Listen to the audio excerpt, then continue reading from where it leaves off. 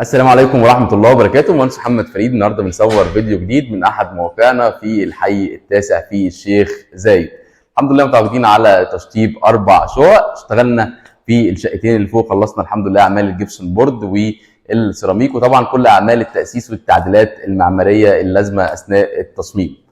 هنشوف مع بعض كده ديزاين الشقة بتاعنا. عندنا هنا منطقة الريسبشن بتاعنا، طبعا احنا خلاص بنجهز عشان نفرش كرتون عشان نستعد لأعمال النقاشة. عندي الجبسون بورد هنا فلات بالكامل، رامي ليد الناحيه دي على الحيطه، الناحيه دي هيبقى عند الشاشه، يبقى عندنا الديكور في الحيطه اللي فيها الشاشه، وطبعا تقسيم البروفايل ليد والسبوتات مميز جدا هنشوفه بعد التشطيب باذن الله. لو كملنا مع بعض كده هنلاقي عندنا هنا في الاول على اليمين عندنا حمام الضيوف بتاعنا، طبعا الديزاين بتاعه برده مميز، وعندنا هنا بعديها المطبخ بتاعنا. المطبخ بتاعنا عندي الغساله والحوض، وطبعا مكان الليد متاسس له زي ما حضراتكم متعودين. وعندنا هنا الاوضه بتاعتنا عملنا فيها جبسون بورد داير ما يدور، طبعا تقسيم الفيش طبقا لتوزيع العفش زي ما حضراتكم متعودين مننا. طبعا كشاف الطوارئ، مفاتيح الاناره، المجاميع بتاعتنا بتاعت التلفزيون، كل المجاميع بتاعتنا اللي انتم متعودين عليها طبعا بنشرحها في اكتر من فيديو. لو دخلنا تاني هنلاقي اللي احنا حاطينها هنا لوحه التيار الخفيف، لوحه اللايت كارنت في المكان هنا عشان تكون متوسطه في الشقه وتكون قريبه كمان للغرف بتاعتنا. عندي هنا الحمام القعده والشاور والحوض بتاعنا. زي ما انتم حضراتكم احنا بنكمل اعمال النظافه النهائيه عشان نفرش الكرتون ونحافظ على السيراميك كله. عندنا كمان هنا غرفه عملنا فيها طبعا بيت ستار موجود في كل الاماكن زي ما حضراتكم شايفين، بيت ستار عشان الماسوره تنزل او الستاير تنزل من الماسوره ما تبانش على الاطلاق. تاسيس التكييف، وطبعا الجبسون بورد انتهينا منه. تفتيح الاسبوتات وشد الليد خلاص هي المرحله القادمه مع تاسيس النقاشه باذن الله. عندنا اخر حاجه الغرفه الماستر، والغرفه الماستر اخترنا انها يكون فيها ان دايركت لايت، فيها اضاءه مخفيه، فعملنا الجبسون بورد فلات عشان نقدر نوزع اضاءه كويسه، وعملنا على الجناب سيبنا من الحيطه مسافه كافيه عشان نركب ليد عشان الاضاءه لو حبينا نخليها هاديه. عندي هنا كمان غرفه الماستر بتاعتي، وعندي هنا الحمام الماستر. يعني هنا غرفه فندقيه بالكامل اللي احنا دايما بنحب ان احنا نعملها في الشغل بتاعنا طالما المساحه تسمح. عندنا طبعا تاسيس التلفزيونات كلها بنفس الكاتيجوري اللي احنا بنعمله، بنفس المجموعه اللي احنا بنعملها، كشاف الطوارئ ومفاتيح الاناره.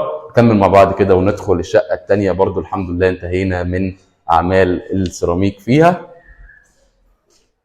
تحت شغالين في السيراميك وشغالين في الجبسون بورد على التوازي. نكمل كده ونروح الشقه الثانيه ونشوف الديزاين بتاعها. الشقتين على فكره ميرور لبعض.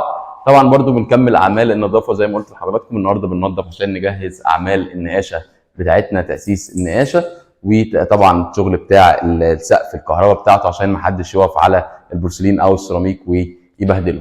طبعا السقف هنا برضو فلات بنفس مبدا الشقه اللي هناك، برضو جنب الباب عند الشاشه هي المنطقه اللي فيها الليد بتاعنا. وعندي طبعا تاسيس لوحه الكهرباء. ريسبشن ما شاء الله مساحته محترمه جدا، وطبعا الديزاين كمان بتاع الطرقه ليه ديزاين في الجبسون بورد في البروفايل ليد مميز جدا، ان شاء الله يعجبكم يعني بعد الفينش باذن الله.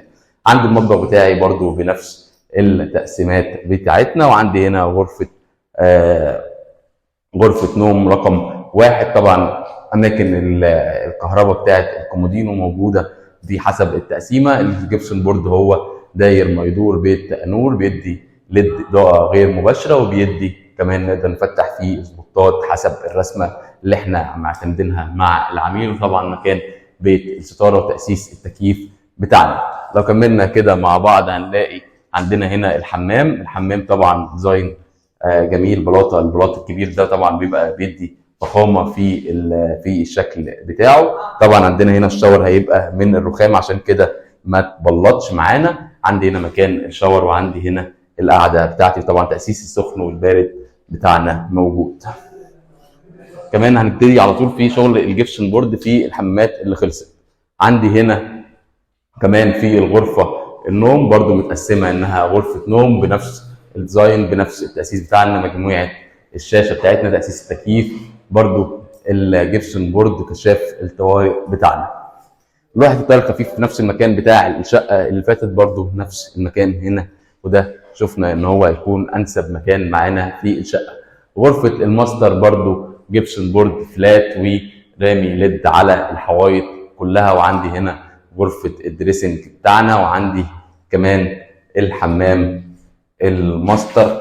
يبقى عندي برضو في الشقه هنا غرفه فندقيه تانية. خلينا نروح ونشوف الشقق اللي تحت ونشوف الناس شغاله بتعمل ايه.